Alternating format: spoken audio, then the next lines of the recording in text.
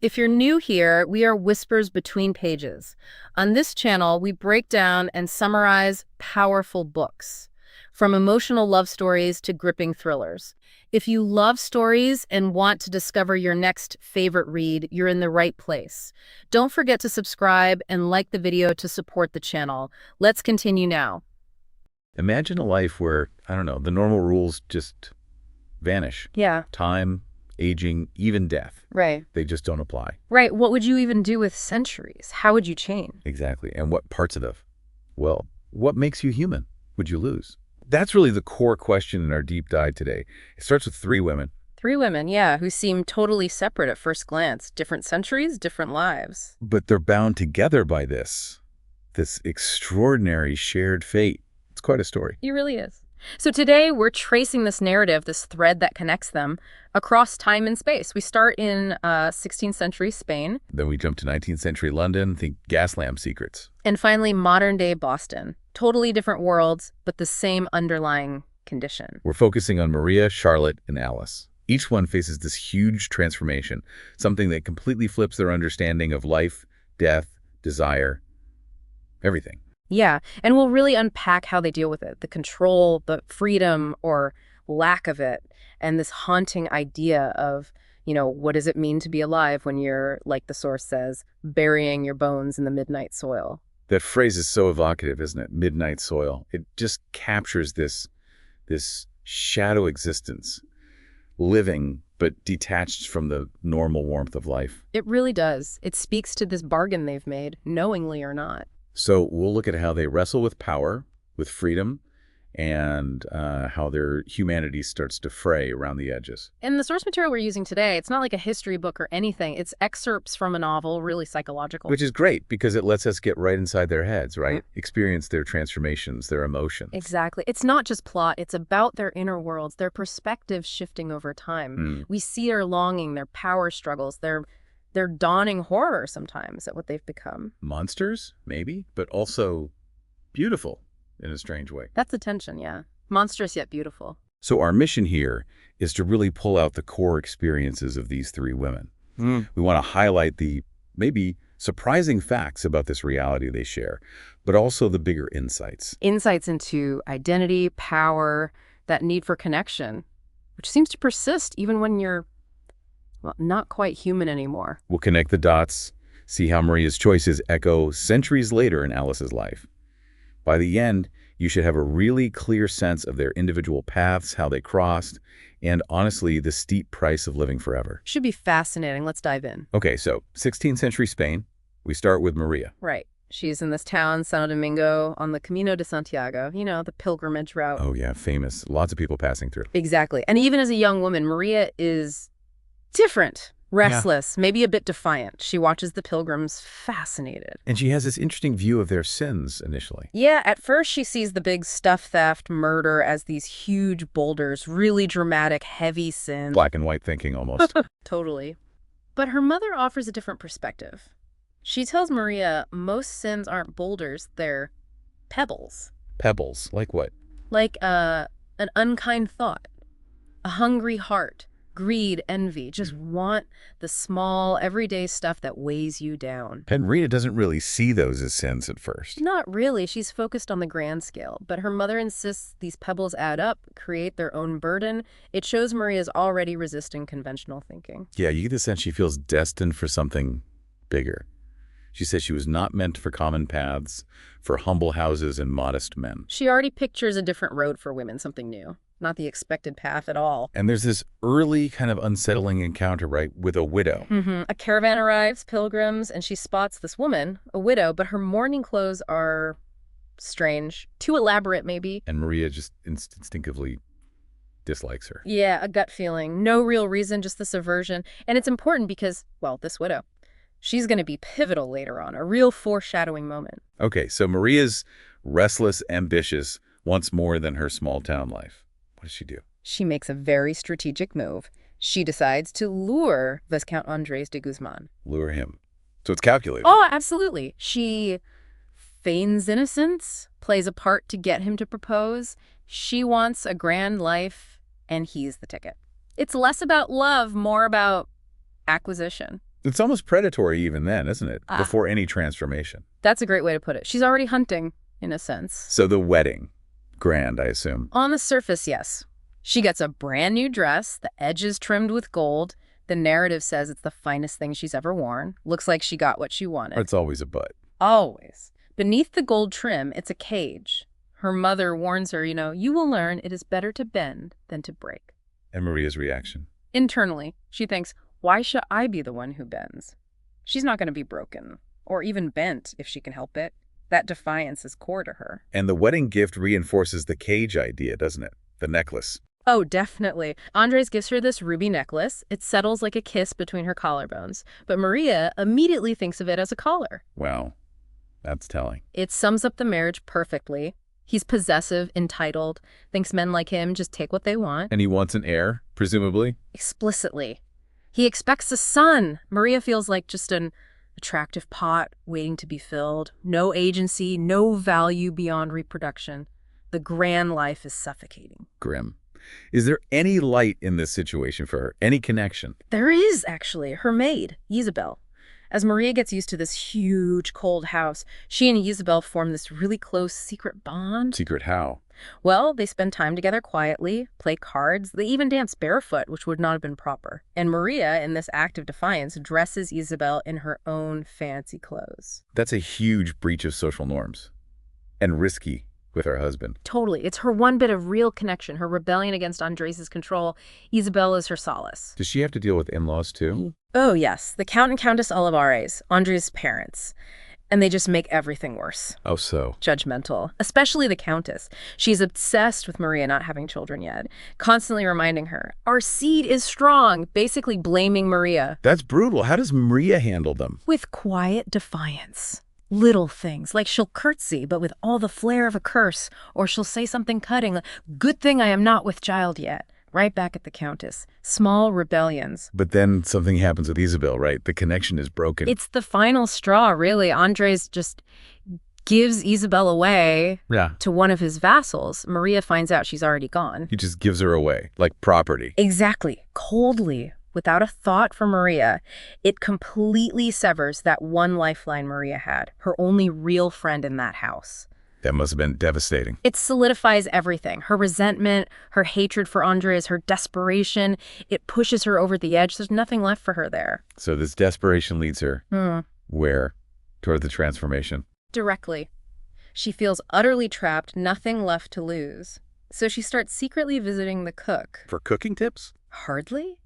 She's asking for remedies, things to discourage her husband's advances, and maybe something for her supposed barrenness. Ah, so she's looking for potions, essentially. Yes, and the cook gives her this knowing look. The implication is strong that maybe these remedies could solve bigger problems, permanently. It's a dark path she's considering. Extremely dark. And this search leads her back to that mysterious widow from the market. The one she disliked initially. The very same one. She encounters her again, this time in Lyon. It feels fated, almost. The widow's presence is even more unsettling now. And the widow offers her something. A tonic, yes. But more than that, her words are an invitation to something else. Maria chooses to stay, to listen, to linger in the dark. She's ready for an escape, any escape. This is where she learns the widow's name. Yes, Sabine Boucher. And Sabine lays out her philosophy, her way of navigating the world. Pretty chillingly practical. She says, 2 kinds of women have leave to wander through this world alone and unmolested. Nuns and widows.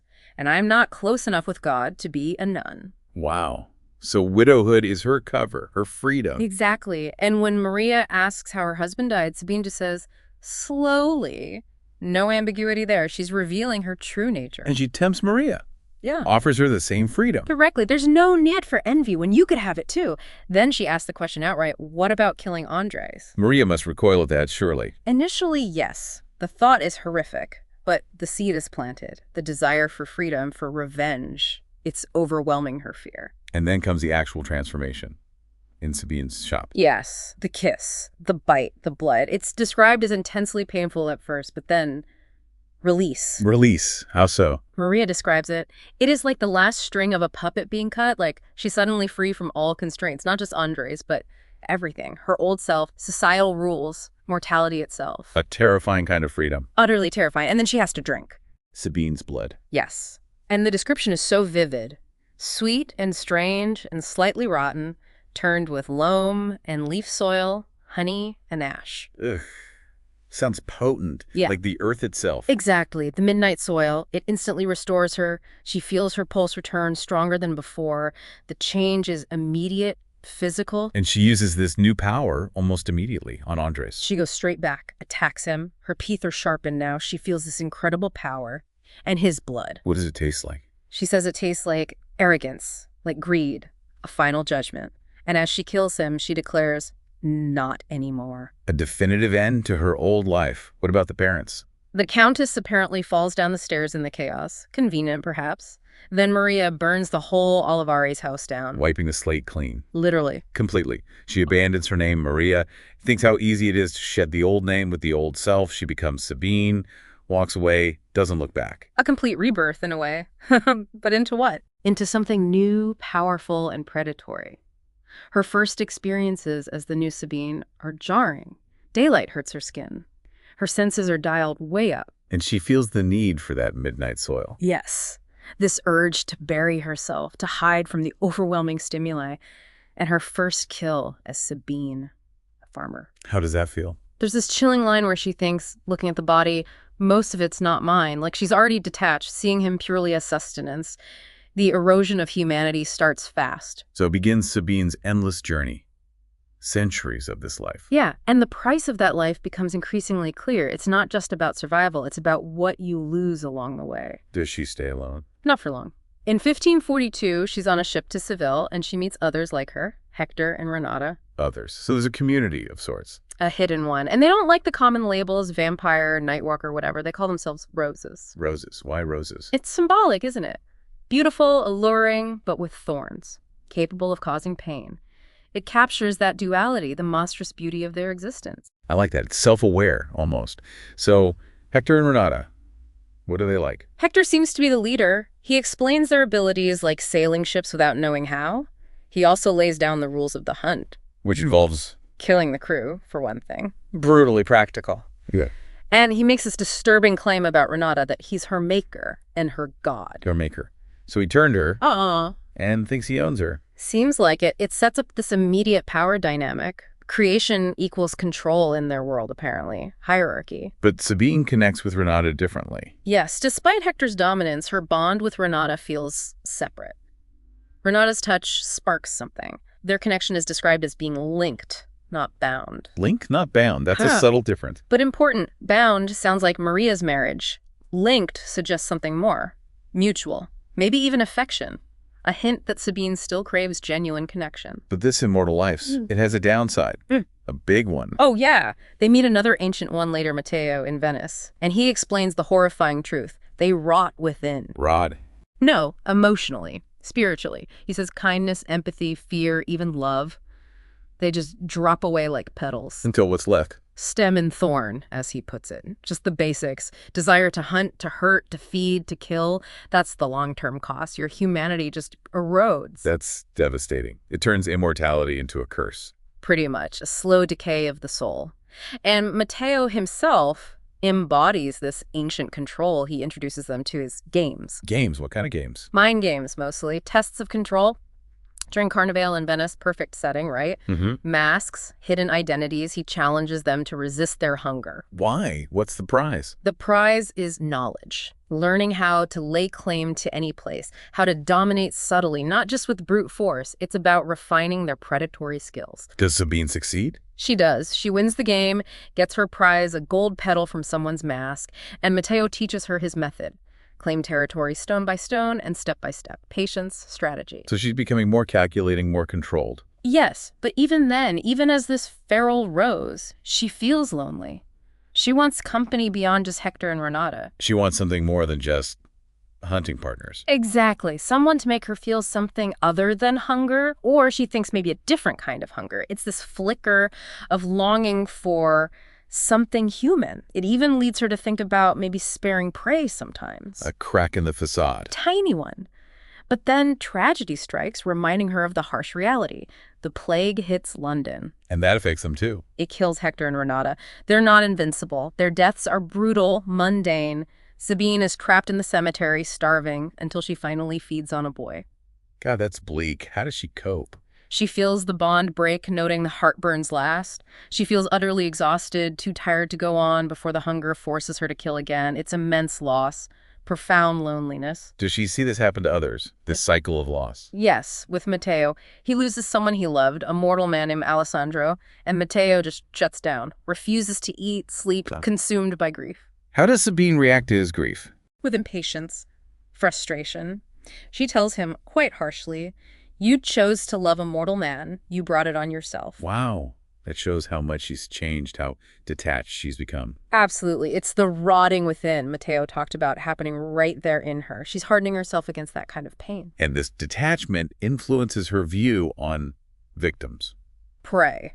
It seems so. There's this debate between Matteo and another one, Giovanni.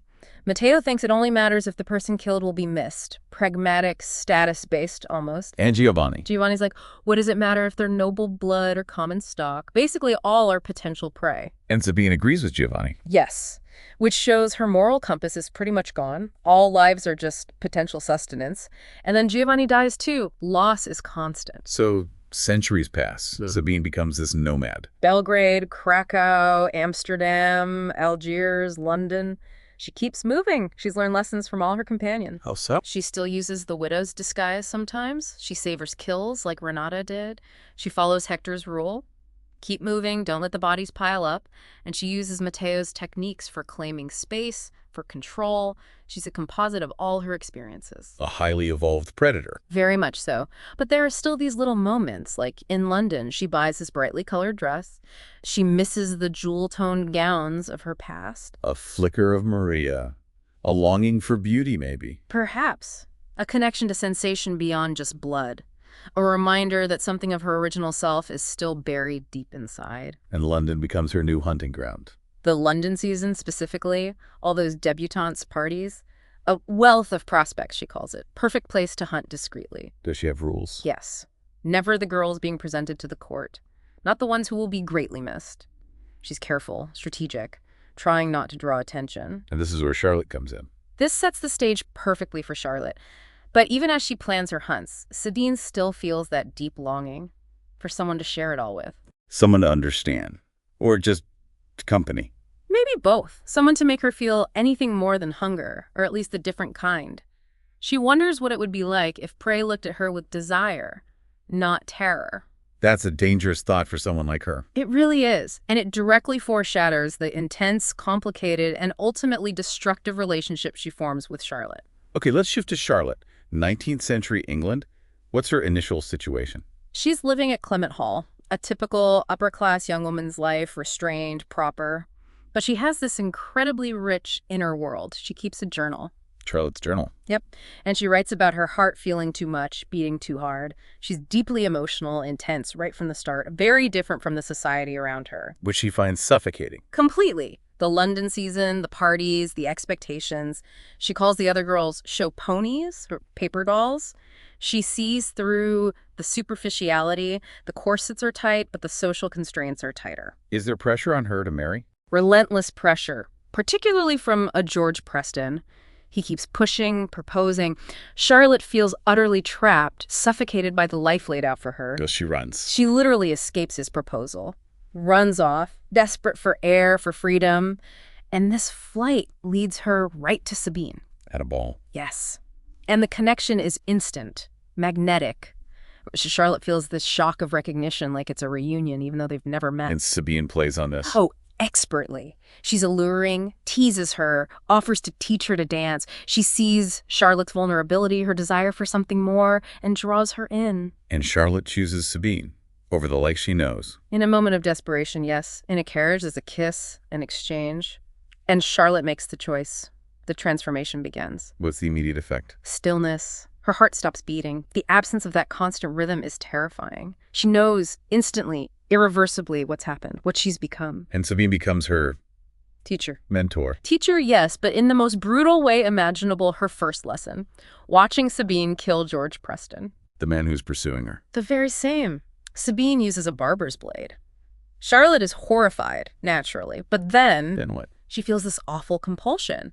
Later, in Canterbury, she's drawn into participating in another kill. The transformation isn't just physical, it's pulling her towards violence. So she gains power, but the cost is immediate. Huge cost. She's physically stronger, yes, but all her human emotions, grief, guilt, the weight of things she'd felt in life, they're still there. They haven't vanished. How does Sabine react to Charlotte's pain? Dismissively, almost coldly, she says, "Their pain does not hurt me, but yours does."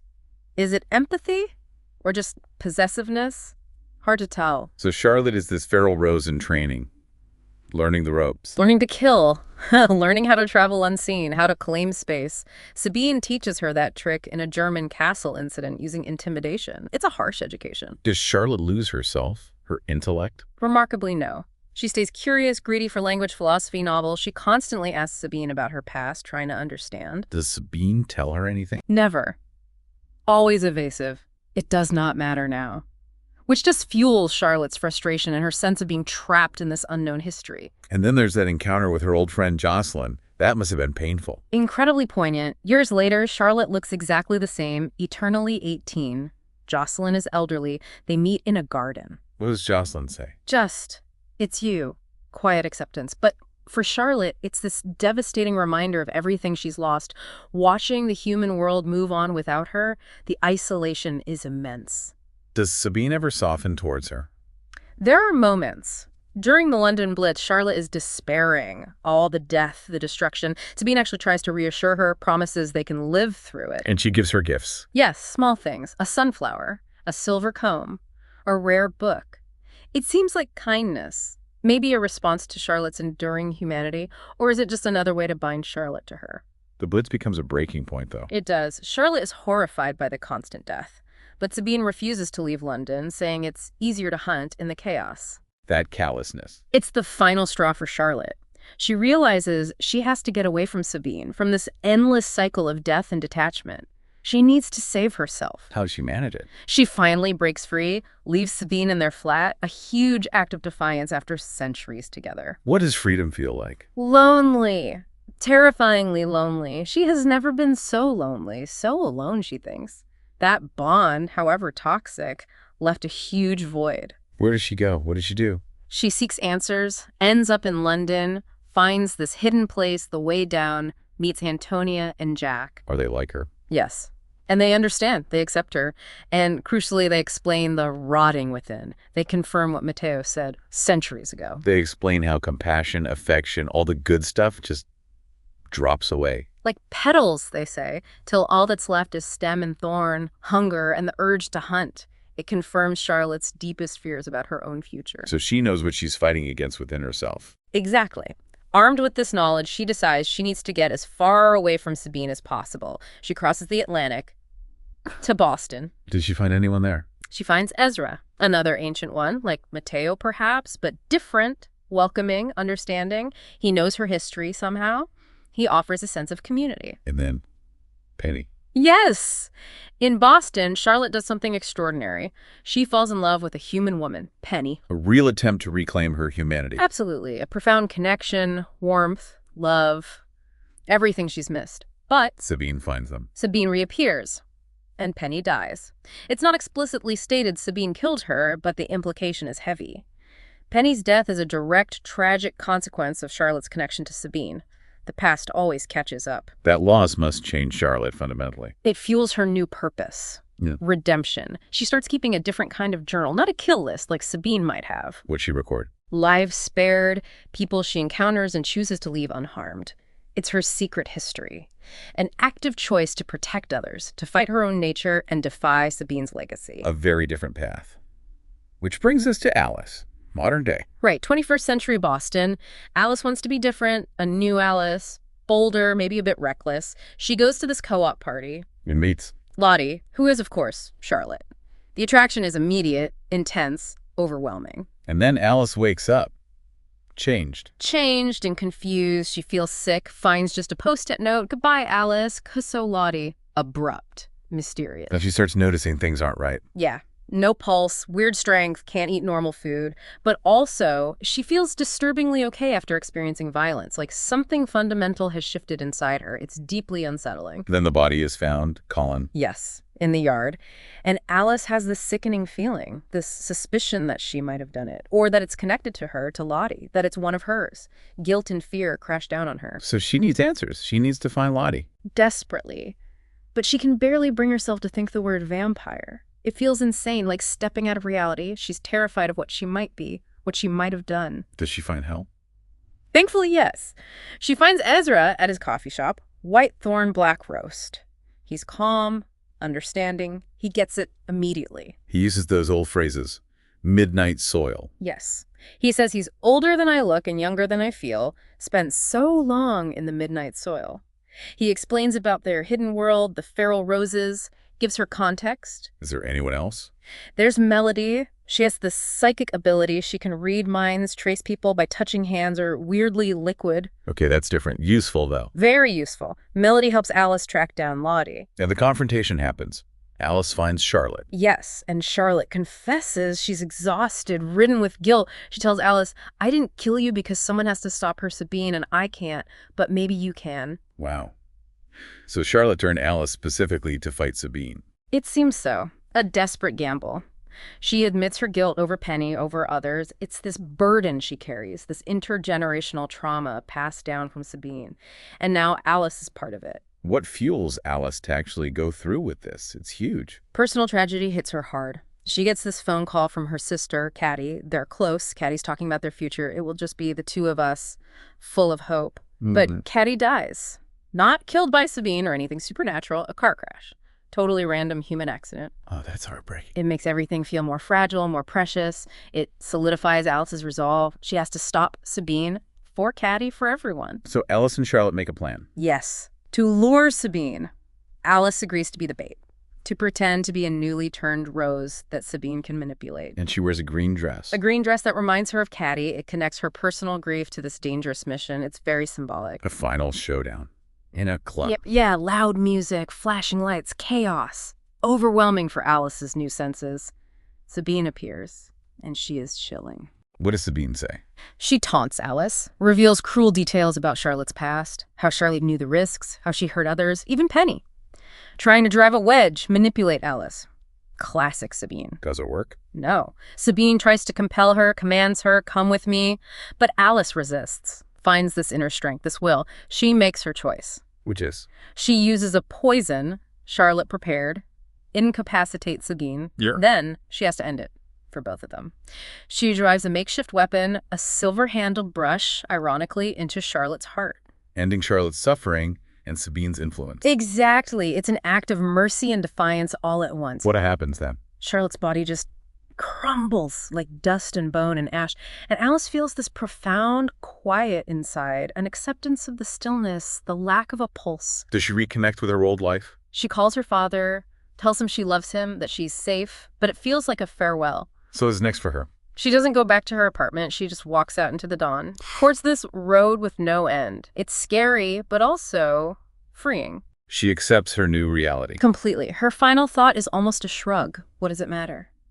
She's embracing this new existence, but on her own terms, breaking the cycle. Wow, what a journey through centuries.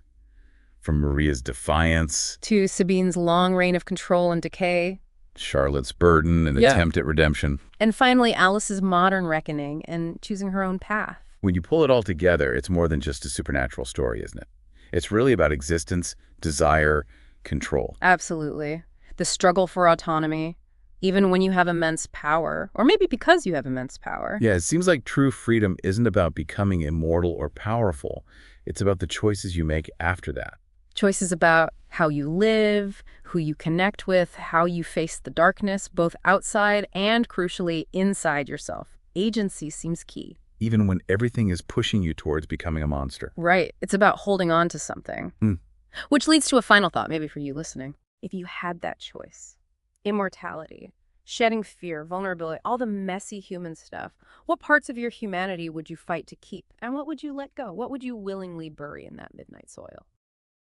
And that's it. We've reached the end of today's podcast on this book. If you enjoyed it, leave a like and subscribe so you don't miss the next whisper between the pages.